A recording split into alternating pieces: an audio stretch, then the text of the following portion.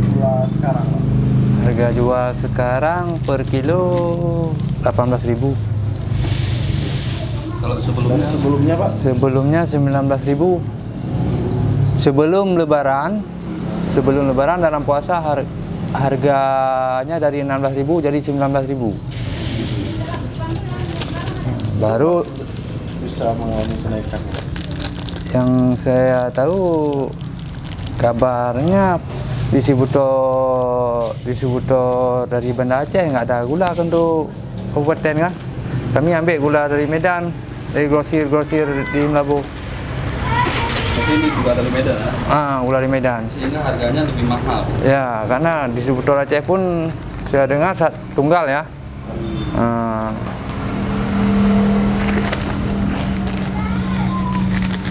Ini sampai kapan Pak? Tahu nggak harganya terus? Ini yang saya dengar harganya akan beli turun terus.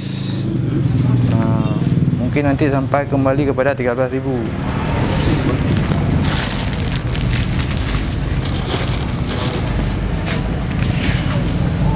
Kalau daya beli masyarakat Pak, selama harga naik ini ada pengaruh nggak? Pengaruh. Pengaruh. Yang dulu biasanya beli sekilo, sekarang beli setengah kilo. Satu sak berapa Pak? 800 sekarang?